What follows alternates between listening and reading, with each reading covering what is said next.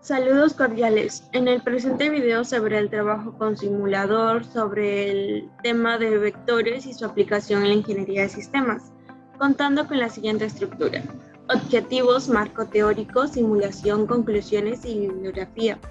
El objetivo general es explicar el uso de vectores en la ingeniería de sistemas utilizando PhET Simulator. Los objetivos específicos son emplear los componentes rectangulares y las fórmulas para hallar fuerza resultante, módulo, dirección, graficar la fuerza resultante y exponer el uso práctico de los vectores en la ingeniería de sistemas. Respecto a los antecedentes, el estudio de los vectores se remonta desde 1843, donde el matemático irlandés William Rowan Hamilton propuso los cuaterniones para el estudio de la exploración del espacio físico, pero al ser complejo, este estudio no obtuvo resultados deseados. Después los matemáticos Hamilton, Arthur Cayley y Hermann Günther, tomando como base los estudios antes mencionados, inventaron y demostraron la noción de un vector y de espacio vectorial.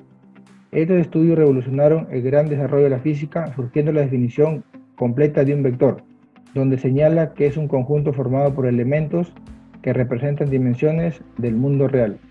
Los vectores permiten representar magnitudes físicas adoptadas no solo de intensidad, sino de dirección, como es en el caso de la fuerza, la velocidad o el desplazamiento. Ese rasgo de contar con dirección en el que distingue las magnitudes vectoriales de las escalares.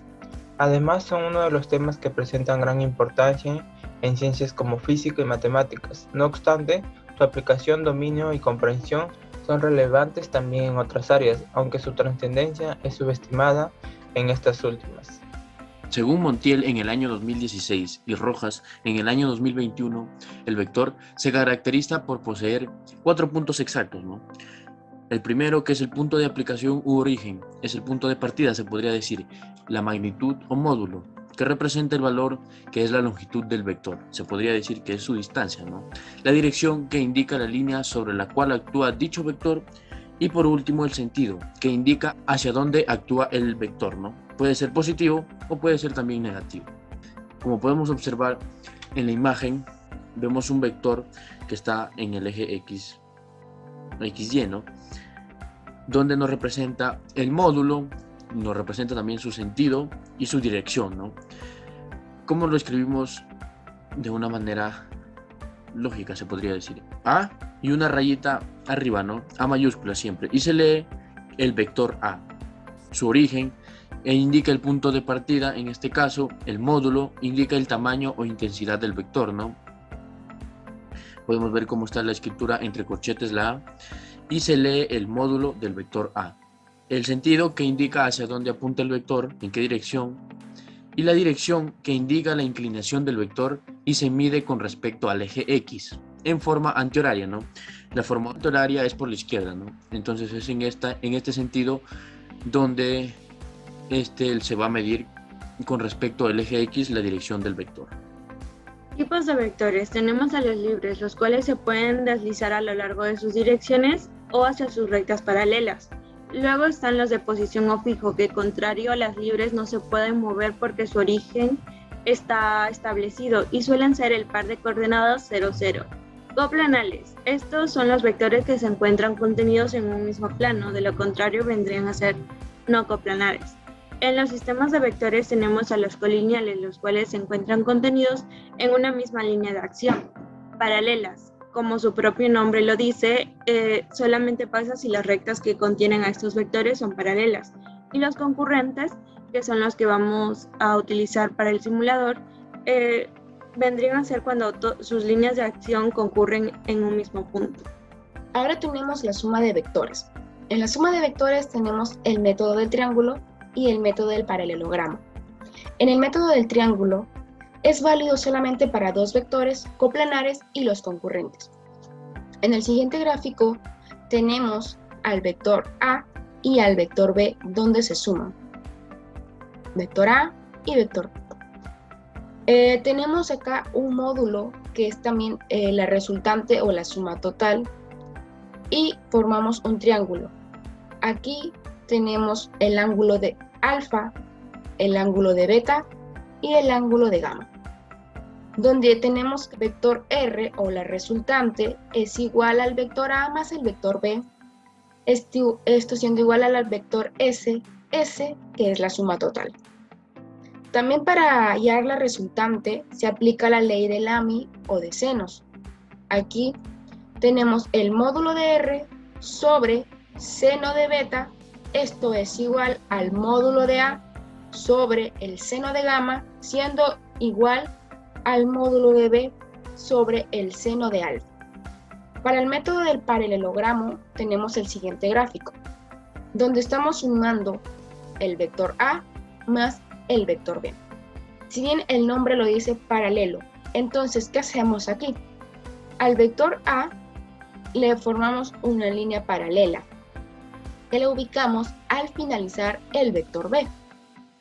Y asimismo con el vector B realizamos una línea paralela. Y aquí formamos un gráfico.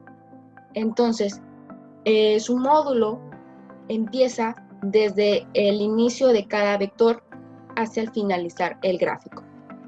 Esta línea o módulo viene a ser la resultante o la suma total. Aquí también formamos el ángulo θ.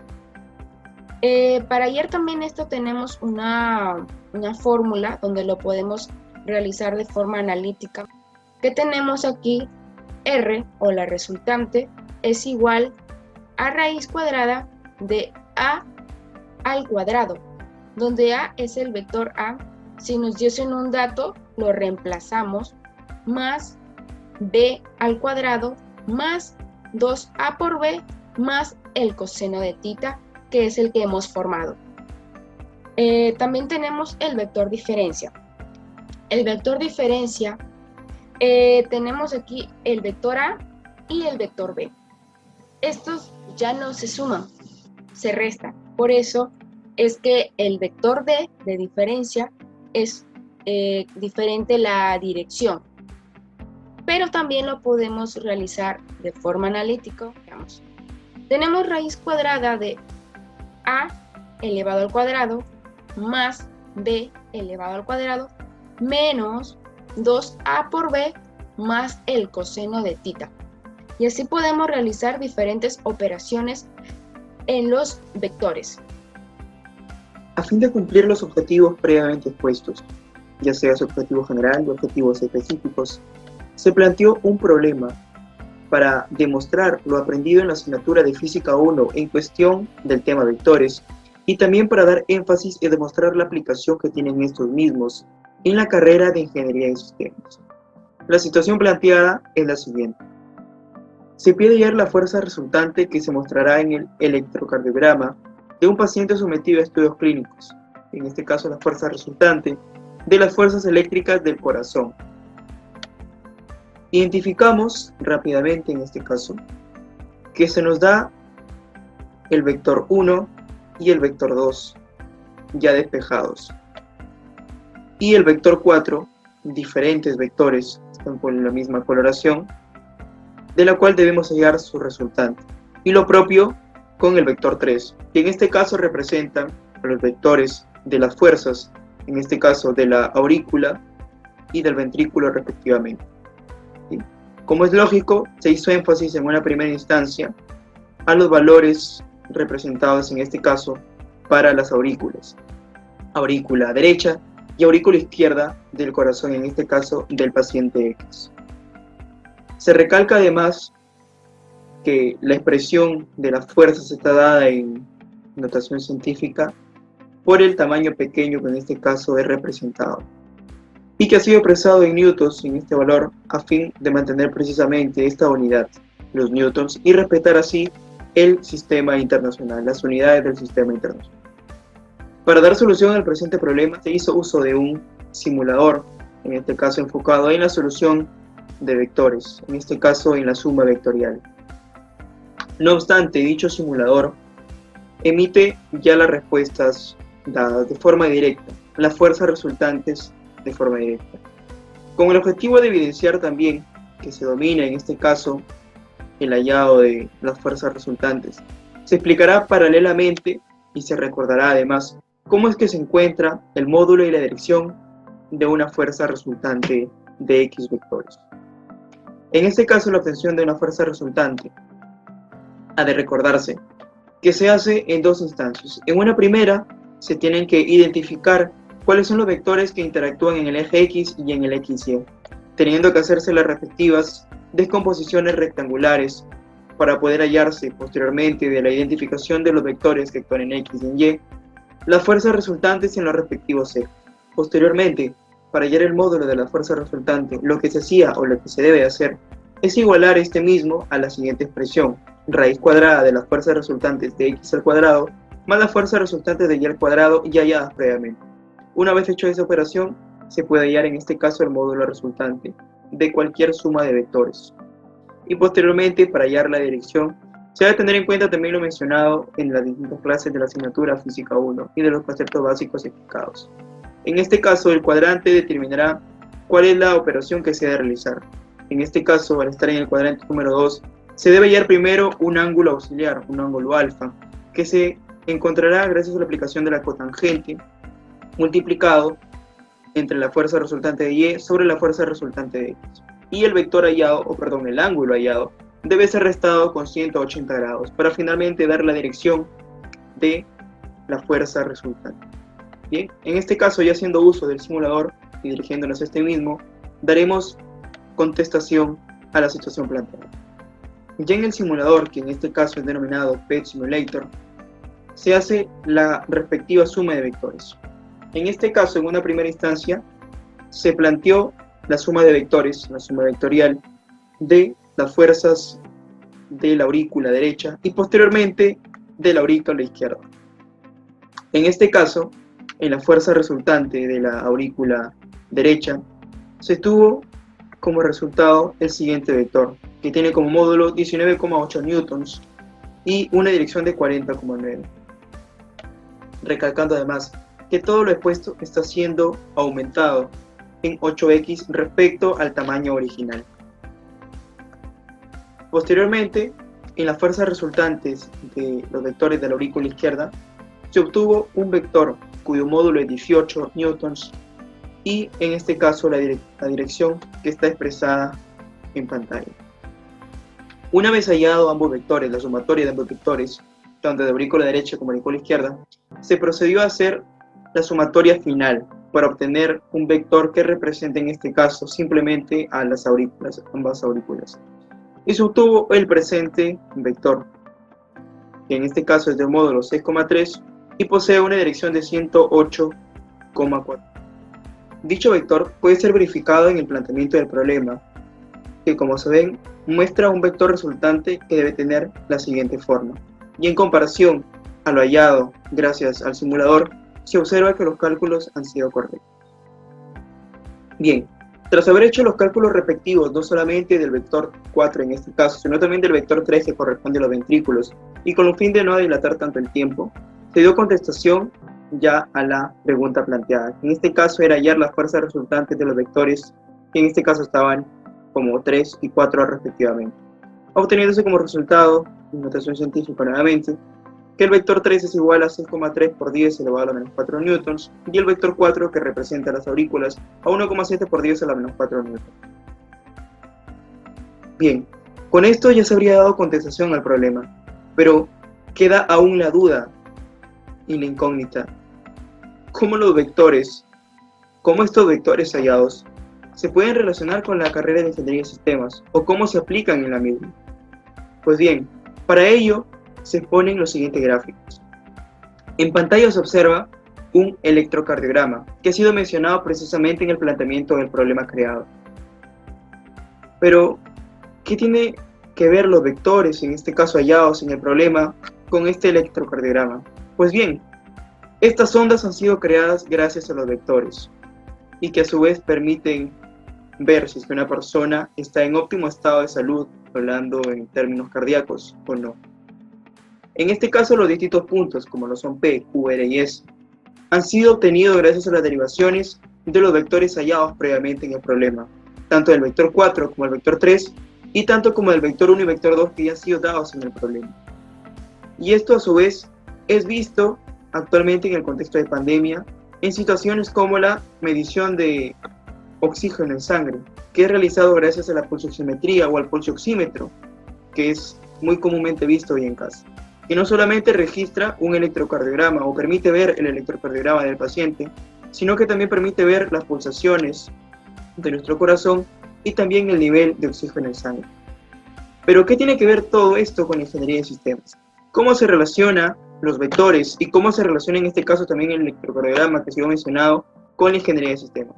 Pues bien, para ello se expone a continuación un video que muestra cómo el electrocardiograma o cómo la máquina de electrocardiogramas se relaciona con la ingeniería de sistemas, y no solo con esta, sino también con otras ciencias aplicadas. Bien, en pantalla se muestra en esta ocasión un hardware y un software a su vez, que ha sido previamente programado, como se puede notar. Hay distintos menús que permiten acceder a distintas opciones, y en este caso, todo esto ha sido realizado con el fin de tener esto que se observa en pantalla, un electrocardiograma, que como ya se explicó anteriormente, tiene lugar gracias a los vectores, que son recolectados en este caso con datos previamente filtrados del corazón del paciente.